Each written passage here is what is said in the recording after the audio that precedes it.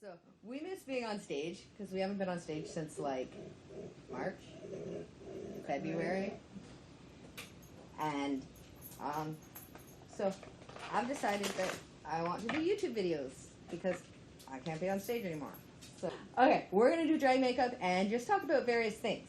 So this may be the only video, or we may like it and do more. So we'll see. But we're gonna start with this one, and this is our first time doing makeup together since we managed to get Zeph home to Canada from the United States, where they got stuck at the start of the COVID shutdown. So as everybody knows, like COVID basically put the whole world on hold. On March 15th, Zeph had stayed here overnight, and that was a Saturday night. And Sunday morning they had to work in the States. So we got up early, and we drove. I drove them from our place here in Canada across the bridge into the States and dropped them off for work. At that time, the border was still open, but they were recommending that people avoid non-essential travel. We figured that it was only a recommendation, so we would be fine to drop Zeph off at work, and after work, still pick them up and bring them back to Canada for the night. We were supposed to go skating that afternoon with my kids over in the United States. On the way home from dropping them off at work, on my way back into Canada, the border guard pressed me to the reason for my essential travel that day, and I said that I was driving into work. I was informed that was not essential travel, and that it is only to be essential travel at that time. So, needless to say, I was too scared to go back across and pick them up after work, and that started a long, very few months. I was make-upping regularly until you came home, and then I stopped. I think Lilith and I are the only ones that make-upped a lot during like the main part of the shutdown. Maybe, yeah. I know Crystal did a little bit. But Crystal did one or two, but Paris and I were doing like every week to two we were doing makeup. I mean, I did a whole lot of story times, but I haven't done any since you've been home because I've been kind of distracted by you. That's not my fault. So when they first announced the closure, so after I dropped Zeph off that morning and came back, we were thinking we legitimately were thinking like 2 or 3 weeks. Yeah.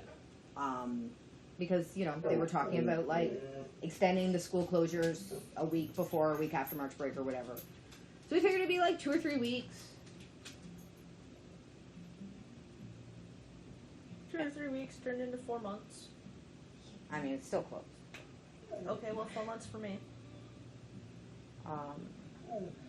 So I had this mindset that I would keep us preoccupied because I went into like overdrive love bombing because that's what I do when I don't know how to fix things. So I took like every picture that we had of us together, which we don't have very many at all out of drag, but we have a whole lot in drag. So goal, at least one picture a month, not in drag, every month. We've managed, kind of. We've only been home for a month. We haven't had one for August. August isn't over yet. August isn't over yet. So it's getting damn close to over. We got a week. Barely. So I took every picture we had in and out of drag, and I made like pictures with cute sayings on them and all these collages, and I made a whole bunch of stuff, and I wrote some stuff, and I'm like, I'm going to send them something every day so they don't forget that I love them. And I did good for about the 2 weeks. Mm-hmm. Then I ran out of stuff. And that, that was really good for me at the beginning because it kind of kept me, the finding of things to send to you. And I got creative because I ran out of pictures. Yeah. I sent them an envelope with like hearts that said all the stuff I love about them. Well, not all, but some. And I was going to fill it with glitter. I really wanted to fill it with glitter. But I knew they wouldn't appreciate it quite as much if it was, full of glitter Yeah, and dumped I glitter. appreciate that you didn't. Yeah. The fact that I put new sheets on my bed, brand new sheets out of the package, fully washed, everything, and still ended up with glitter on my sheets because of you.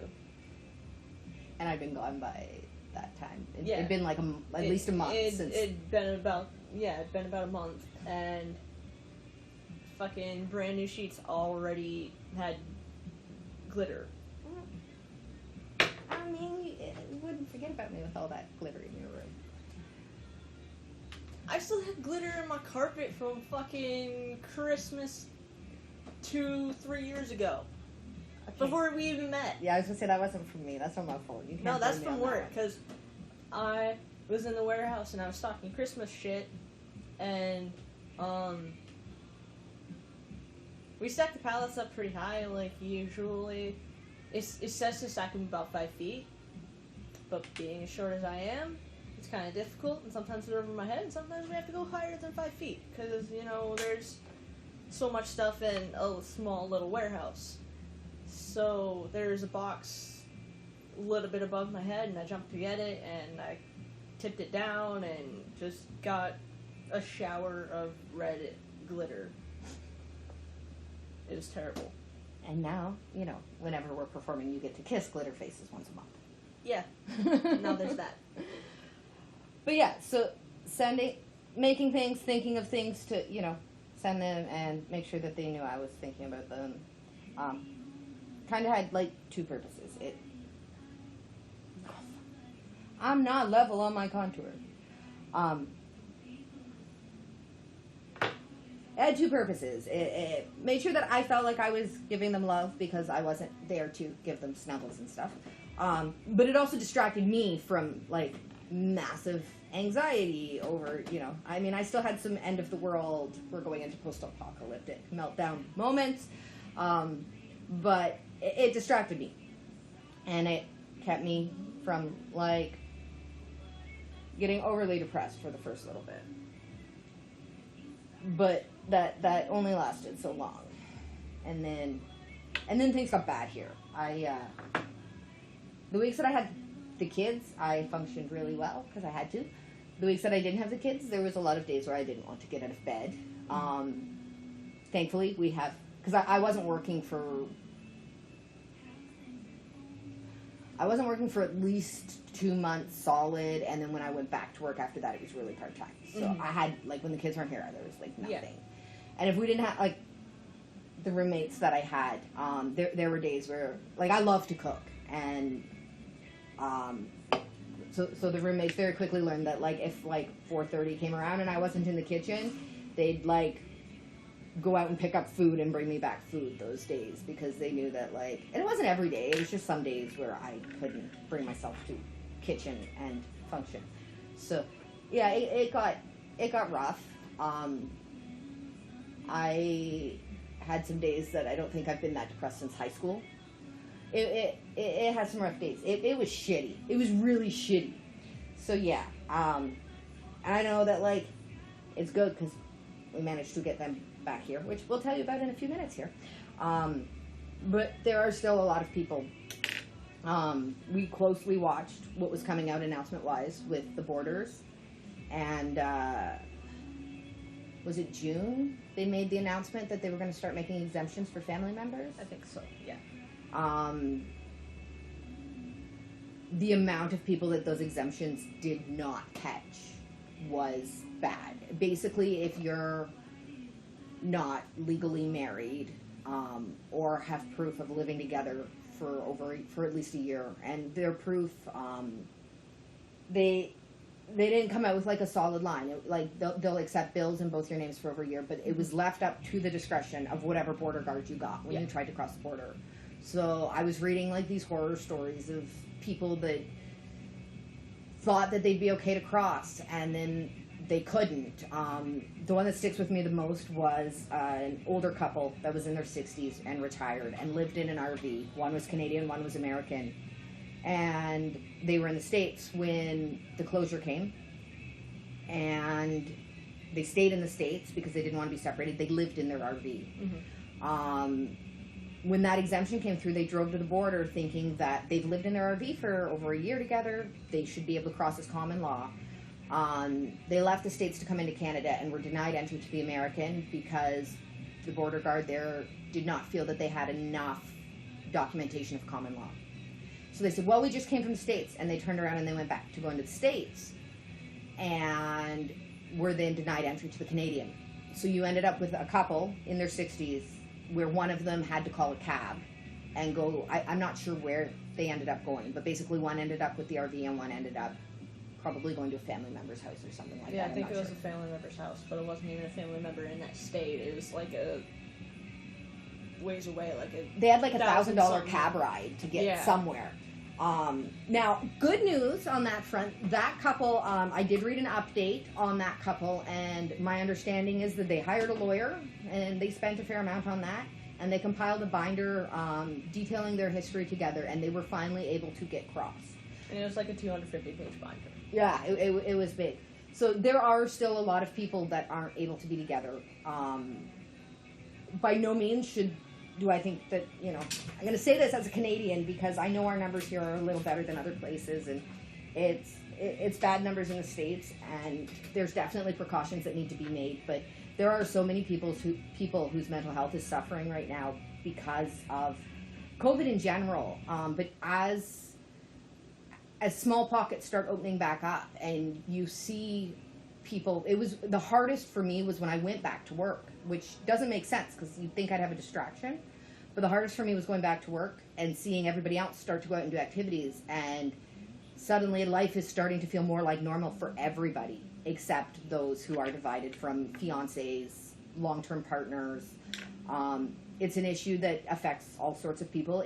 I think it disproportionately affects those people in the queer community, especially when you start looking at other countries where gay marriage may not be legal, so they can't legally be married. I've heard stories of that where they've been unable to come back to Canada or the United States or somewhere because they're not able to be legally married in the country that they met in or in one of the partner's countries. So there's definitely a lot of people that are still suffering from that. So I know in Canada there's been a lot of lobbying to the government to expand the definition of family to include long-term partners. I know a lot of European nations have started doing that. I believe Norway, Sweden, basically sign an affidavit saying that you're in a long-term committed relationship, that this is your partner, and that you're going to follow the quarantine protocols and all of that. And they have expanded those exemptions to not just married or parent-child relationships. So, adult children trying to get back to see aging parents also not being allowed. So we've got elderly people in our countries that their family's in another country and is not able to be with them. So definitely if you're watching this, and you have any empathy for these type of people, by all means, if you're Canadian or wherever you are, look into what your government is allowing, and feel free to, send a letter to your member of parliament or your congressperson and encourage them to expand those family options, because a lot of people were left out of them. And we managed to get Zephyr, but it was hard. You had to work through it all. Yeah, I worked through it all.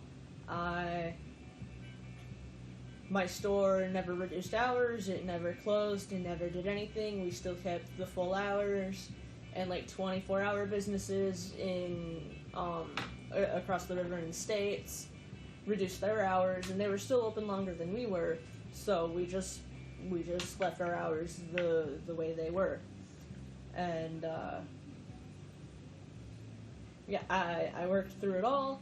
I actually got promoted through it. Congratulations. Yeah, thanks. So I was put as a temporary manager. It's like a trial,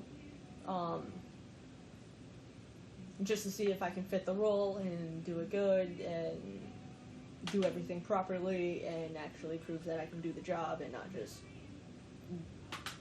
get the position and then make it worse than what it was without that manager. So it was pretty pretty shortly after the bridge closed, I think, I was made the temporary service lead. So customer service. I worked in retail.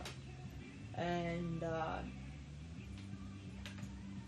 did that for like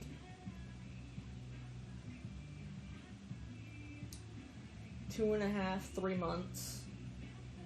At the end of that, I was told I got the actual position, that I actually was that position. And then I left to come here. Well, and I've done, like, Paris and I did a few nights where we did drag.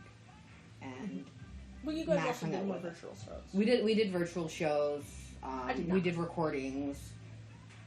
I've got like 3 or 4 recordings that I still have to post because we had a few drinks one night and did a whole whack of recordings. But I need to fix the sound on them. Yeah. I did a bunch of recordings, but I recorded a lot of the same things multiple times because I wasn't happy with it or whatever. Oh, I did that too. Yeah. So I did that, and yeah, none of them was posted by me. Yeah, I never posted anything. I submitted 1 or 2 things for a virtual show that Paris or Crystal were hosting, but that was it. And that was pushed. Yeah, definitely doing makeup with Paris, and the fact that Paris and Mac would go get me food is probably part of the only reason that, like, I wasn't way worse. That's what kept me functioning at human level. At human level? Yeah. Because there's other levels? Oh, you can function at cat level, which means you burrito all day in bed, and, that forage for food when you are, starving, and you just wander around the house going, until food falls in front of you. Still functioning. Your but not at cat human laid down. He didn't even fucking stand up to eat. Yeah. So, had I not had the roommates, I may have been functioning at that level. So, I realized during COVID that I have no sense of time passing. Like, you've told me I'm really good at, like, knowing what time it is within, like, 5 or 10 minutes. Like, Yes. randomly, like, oh, what time is it? Oh, it must be, like, I don't know, 1:15. And sure as shit, it's pretty close to 1:15. That, I'm great with time. But, like, I don't know if it's just COVID brain or it might be a normal thing. I don't know anymore. Did you ever notice it before COVID? It's worse with The- COVID. I have no idea time passage. So, like, Zeph was home for, like, 5 weeks. And I'm like, yeah, you got home, like, 3 weeks ago. And they're like, okay. I did the math, and it was actually, like, 4 weeks and a day. It's still double what you said. I You said said 2 weeks. Did I say 2? I thought I said 2. So anyways, I have no idea. Like, people will be like, so how long ago did, like, this happen? And I'll be like, I don't know. Like, could have been, like, 2 days, or it could have been, like, 2 months. 2 months. I don't know. It was definitely after the bridge closed. That's all I can tell you. That's your new time frame. Before bridge closed and after I got back. Yes. There's this lost time of, like, 4 4 months months. in between. Yeah. Okay.